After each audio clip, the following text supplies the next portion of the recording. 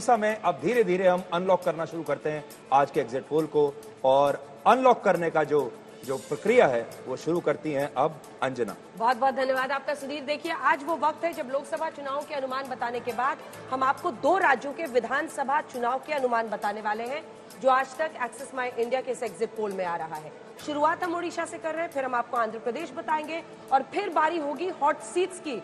जी हाँ, आज हम आपको बताएंगे हॉट सीट्स पर कौन जीत रहा है, कौन हार रहा है, किसके पक्ष में हवा बहती हुई दिखाई दे रही है। लेकिन शुरुआत ओडिशा से करते हैं, जहां पर 24 साल 79 दिन से लगातार सीएम बने हुए हैं नवीन पटनायक। इस बार क्या कह रही है ओडिशा की जनता, सबसे पहले मैं दबा देती हूं एनडीए का ये बटन।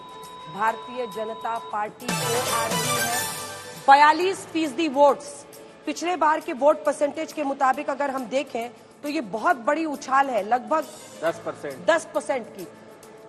तो ये क्या बता रहा है कि क्या सीट्स बढ़ेंगी? नहीं, अभी रुक जाइए, अभी थामिए आप। नहीं, मैं बिल्कुल थाम। अब हम आपको बीजेडी का दिखा देते हैं वोट परसेंटेज। ये देखिए, बीजेडी का वोट परसेंटेज आपको दिखाते हैं। ये भी 42% है, यानी टाई होता हुआ दिखाई दे रहा है। और अब इंडिया गठबंधन का भी आपको दिखा देते हैं जल्दी से वोट परसेंटेज। क्या कांग्रेस पार्टी वहां पर कुछ करती हुई दिखाई दे रही है? 12% वोट परसेंटेज कांग्रेस पार्टी का यहां पर दिखाई दे रहा है, जो कि 2019 में 16% था। 4% की गिरावट है कांग्रेस पार्टी के वोटिंग परसेंटेज में। लेकिन वहीं 32 से सीधा 42 पर पहुंच रही है भारतीय जनता पार्टी। 10% की उछाल है और बीजेडी 3% की गिरावट, बिल्कुल है ना। तो अब चलिए नंबर्स बताते हैं। सबसे पहले बीजेपी के कितने नंबर्स आते हुए दिखाई दे रहे हैं आपको यहाँ पर। बीजेपी पिछली बार 23 सीटें लाने के बाद बहुत उम्मीद, ये देखिए 62 से 80 सीटें, तब तो ऐसे में सरकार बन जाएगी। 62 से 80 सीटें सरकार भी बन सकती है, ऐसी भी संभावना इसमें नजर आ रही है 80 सीटों के साथ, क्योंकि जो मेजॉरिटी मार्क है उड़ीसा में वो 74 सीटों का है। अब बीजेडी का नंबर आपको दिखा देते हैं, क्या वो फिसल रहे हैं इस बार? 113 सीटें पिछली बार आई थी बीजेडी की। ये क्या हो गया? ये क्या हो गया? ये मतलब सुपर टाई वोटिंग परसेंटेज में, सुपर टाई। प्रदीप जी, यहाँ पर ये आप कंफ्यूज हैं या उड़ीसा की जनता कंफ्यूज है? नहीं, देखिए इसमें दोनों भी हो सकता है, क्योंकि एक ही दिन चुनाव होते हैं, वो विधानसभा के लिए भी और लोकसभा के लिए। पिछले बार भी हमने देखा था कि बीजेपी ने बहुत अच्छा परफॉर्मेंस किया था लोकसभा में, लेकिन विधानसभा में केवल 23 सीट ले पाए थे 147 में से। तो आप इससे अनुमान लगा सकते हैं कि जब मतदाता वोट करने जाता है उसके दिमाग में तो जरूर होता है शंख का बटन दबाना है इसके लिए और कमल का बटन दबाना है उस लोकसभा के लिए, लेकिन वो अंदर जाने के बाद ऐसा कुछ होता है कि अच्छे भी ये नहीं बता सकते। पढ़े लिखे लोगों से भी बात किया, अरे बोले मैं तो करना चाह रहा था लोकसभा में बीजेपी को, लेकिन वहां दे दिया मैंने बीजेडी को, और वाइसा वर्षा उसका उल्टा विधानसभा में। ऐसे आपको लोग मिले रिस्पांस में जिन्होंने ये बात कही? हाँ, बहुत सारे लोग ऐसे गलती से बटन दबा देते। बिल्कुल, गलती से जो दबाना चाह रहे थे हो जाता है, क्योंकि देखिए इतना कम समय होता है और एक आदत पड़ी हुई होती है लोगों की वहां पर एक पार्टी के फेवर में वोट करने की। जब परिवर्तन आता है तो परिवर्तन धीरे धीरे होता है, जो कि पिछले बार हमने देख लिया 8 सीटें आई थी लोकसभा की 21 सीटों में से बीजेपी के लिए, जो और केवल 12 आई थी उनके। तो अब वो जो है काफी श्रिंक होता हुआ नजर आ रहा है। पर अंजना, अगर आप और देखें पुरुष महिला में भी, जैसे विधानसभा लोकसभा ऐसे पुरुष और महिलाएं जो है अभी भी विधानसभा के लिए नवीन बाबू को चाहती हैं। 4% ज्यादा महिलाएं मेल के मुकाबले ज्यादा कनेक्ट है। जी बिल्कुल। और ये है नवीन पटनायक को लेकर, अगर आप ग्राउंड पर भी जाएंगे तो महिलाओं में काफी उनको लेकर, उनके व्यक्तित्व को लेकर उनमें काफी वो पसंद करती हैं। बीजेडी के भी नंबर्स दिखा देते हैं सुधीर जी। ये देखिए बीजेडी के कितने नंबर्स हैं। ये 62 to 80 सुपर टाई होने के बाद अब हमें दरअसल कांग्रेस के नंबर्स दिखाने हैं। कांग्रेस के नंबर्स हम दिखा देते हैं आपको। ये देखिए कांग्रेस के नंबर्स कितने हैं। कांग्रेस पार्टी को पिछली बार 9 सीटें आई थी। गिरावट है, मामूली गिरावट है, 5 से 8 सीटें। उनकी जो कोरापुट लोकसभा सीट है जिसमें 7 असेंबली सेगमेंट है, वो वहां पर हमेशा से बहुत अच्छा करते हैं और इस बार भी ऐसा लग रहा है कोरापुट सीट फिर से एक बार कांग्रेस जीत सकती है। तो कांग्रेस की जो सीमित है पहुंच वो कोरापुट सीट तक है। तो विधानसभा चुनाव में ओडिशा में जो तस्वीर उभरती हुई दिख रही है, इस अनुमान के मुताबिक वो आपको 3 लाइनों में समझाते हैं। सबसे बड़ी बात, भारतीय जनता पार्टी बहुत तेजी से आगे बढ़ती हुई अनुमानों के मुताबिक दिखाई दे रही है। लेकिन उससे भी बड़ी बात कि 62 to 80 का रेंज दोनों बीजेपी और बीजेडी दोनों का है, यानी नवीन बाबू की पार्टी हो या भारतीय जनता पार्टी हो, दोनों को एक ही मार्जिन की सीटों का अनुमान है, यानी पलड़ा किसी एक तरफ झुक सकता है और वो 74 सीटें अगर जिसको मिल जाएंगी वो सरकार बना लेगा। हालांकि अंजना, अगर आप देखें सीटों के मामले में दोनों बराबर हैं, लेकिन बीजेपी को फायदा ही फायदा है और बीजेडी को नुकसान ही नुकसान है। हाँ। वो 113 से फिसल के आ रहे हैं, फिसल के यहाँ आ रहे हैं। बिल्कुल। तो ये नुकसान जो है ये साफ दिखाई दे रहा है। तो इसका क्या मतलब हो सकता है कि क्या वहाँ की जो जनता है अब वो नवीन बाबू से थक चुकी है? 3 बड़ी बातें जो मुझे समझ में आती हैं।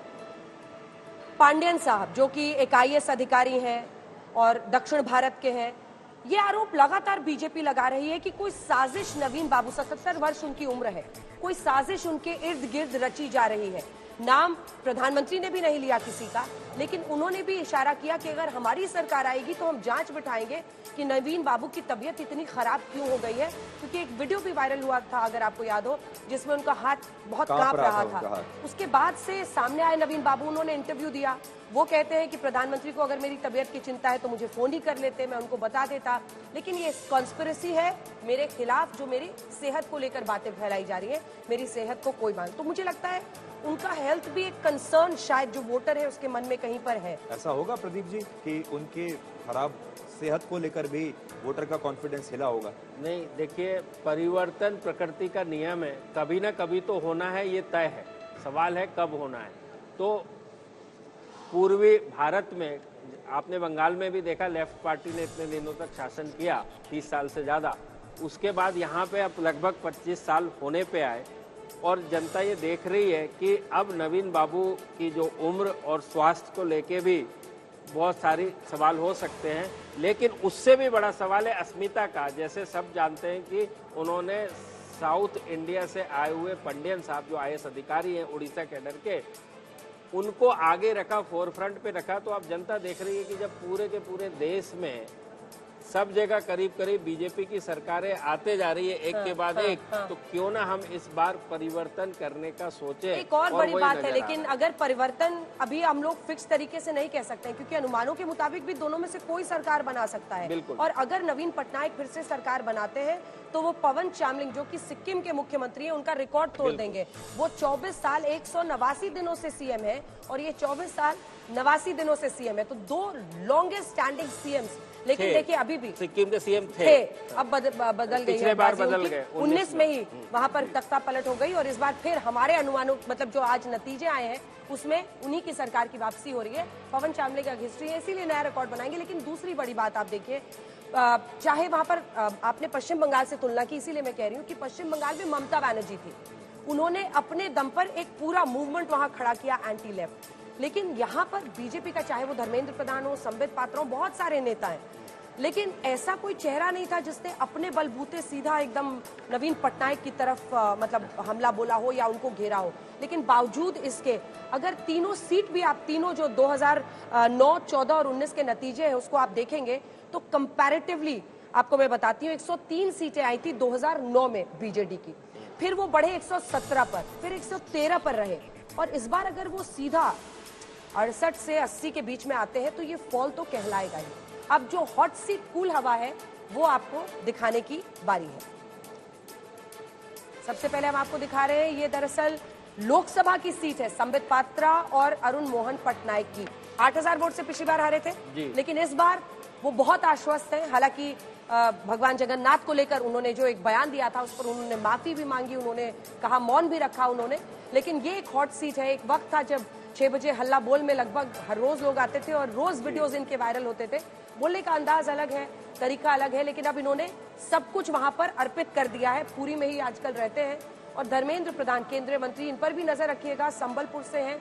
कई लोग ये मानते हैं कि हो सकता है आने वाले दिनों में अगर वहां पर सरकार बीजेपी की बने तो उसमें एक अहम भूमिका धर्मेंद्र प्रधान की भी हो सकती है। बतौर पेट्रोलियम मंत्री उन्होंने बहुत काम किया जी।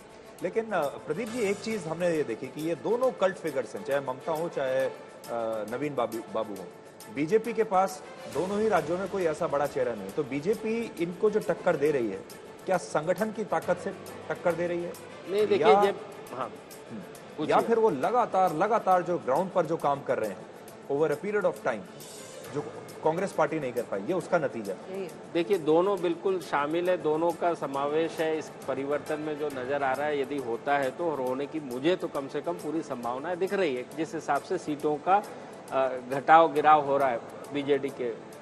लेकिन एक नेता का हमेशा जमीन पे काम करना, जनता हमेशा किसी एक व्यक्ति के साथ बड़े आसानी से जुड़ जाती है, जिसको आप मैग्नेट कहते हैं, और एक पार्टी बहुत बड़ा समूह होता है, तो उससे जुड़ने के लिए समय लगता है। तो आप जिस भी प्रदेश में देखेंगे परिवर्तन हुआ है, लोकसभा में या विधानसभा में, आप हिस्ट्री उठा के देख लीजिए, चाहे जेपी मूवमेंट से लेके विश्वनाथ प्रताप सिंह से लेके अटल बिहारी वाजपेयी से लेके नरेंद्र मोदी तक, आप ये पाएंगे जब तक एक व्यक्तित्व नहीं आएगा जिसके छतरी के नीचे सारे लोग अपने आप को सुरक्षित पाते हैं और चले जाते हैं उनकी तरफ, उसका असर होता है। तो पिछली बार जो है लोकसभा में धर्मेंद्र प्रधान जैसे मिनिस्टर थे, पेट्रोलियम मिनिस्टर थे, और उज्ज्वला योजना सबसे बड़ी फ्लैगशिप स्कीम थी 2014 से 19 के बीच में मोदी सरकार की, और उसका बहुत बड़ा फायदा 8 सीट और 12 सीट, कोई ज्यादा अंतर नहीं रह गया था, सिर्फ 2 सीट इधर उधर हो तो बराबरी का मामला हो गया था। लेकिन बीजेपी ने पहले भी और अभी भी कोई विधानसभा या मुख्यमंत्री उम्मीदवार के तौर पे किसी को डिक्लेयर नहीं किया। मेरा ऐसा खुद का मानना है कि यदि ये कर देते तो हम ये टाई वाली स्थिति की बात ही नहीं कर रहे होते। ठीक है, लेकिन बीजेपी ने खास तौर पर जो इशू वीके पांडेयन का मैं कह रही थी वो ये भी था कि कई लोग ये मानते हैं कि सरकार वही चला रहे हैं, मानते हैं मैं कह रही हूँ, क्योंकि इसको नवीन बाबू ने इनकार किया है। लेकिन वीके पांडेयन तमिलनाडु से है और ये प्रधानमंत्री ने उठाया कि ओडिशा की अस्मिता का क्या होगा, क्योंकि आप दूर से एक व्यक्ति को ला रहे हैं जो यहाँ पर पूरा कमान अपने हाथों में ले रहा है। लेकिन एक और प्रश्न है मेरा जिसमें मैं चाहती हूँ सुधीर आप भी बोले और आप भी। देखिए, एक साथ चुनाव होते हैं, 2019 में चुनाव हुआ, वहां वाईएसआरसीपी आंध्र प्रदेश में जीतती है और यहाँ पर ओडिशा में नवीन पटनायक। अब विपक्ष कहता है 1 नेशन 1 इलेक्शन में कि एक साथ चुनाव होंगे तो हर जगह बीजेपी को फायदा होता है। ऐसा नहीं है, एक साथ भी अगर चुनाव हो तो जनता अपना चयन अपने विवेक से करती है। उन्होंने जगन मोहन रेड्डी को चुना लगातार 2 बार, जबकि साथ में चुनाव होते हैं। उन्होंने यहाँ पर चुना है नवीन बाबू को। ये क्या बताता है? और भी इस तरह के एग्जांपल्स हैं? नहीं, इसमें एक अंतर है। अंतर ये है कि भली वाईएसआरसीपी को चुना, बट लोकसभा और विधानसभा दोनों में वाईएसआरसीपी, लेकिन यहाँ पे भी वही हुआ था पिछली बार। अब इस बार यदि होता है तो हम कह पाएंगे जो आप कह रही हैं कि नहीं, लोकसभा में अलग। लेकिन 8 सीटें बीजेपी की पिछली बार भी आई, तो 8 सीटें आई ना। 8 सीटें अगर 20 में से आती है तो आप नहीं मानते हैं कि मतलब बहुत बड़ी बात है ये? हाँ। अगर 7% ज्यादा वोट शेयर मिला था बीजेपी को विधानसभा से लोकसभा के मुकाबले में। 7%। यही मेरा प्रश्न है। 32 को एक बार रुकूंगा और अपने दर्शकों को एक तस्वीर हम दिखाते हैं। अभी आप देखिएगा, जब हम महिला वोटर्स की हम बात कर रहे हैं, नवीन बाबू बहुत लोकप्रिय महिला वोटर्स में, लेकिन अभी जब प्रधानमंत्री मोदी भी जब उड़ीसा गए तो आपने देखा होगा, जब वो अपनी एक रैली में गए थे तो वहां जो महिलाएं आई थी वो उनके पांव छू रहे थे, और ये बड़ा एक भावनात्मक जो तस्वीर थी वो उड़ीसा के लोगों ने भी देखी और देश के लोगों ने भी देखी। तो ये जो महिला शक्ति है इसको अपनी तरफ लेने के लिए, और 2 देखिए कल्ट फिगर्स हैं, एक नवीन बाबू हैं वो भी हैं,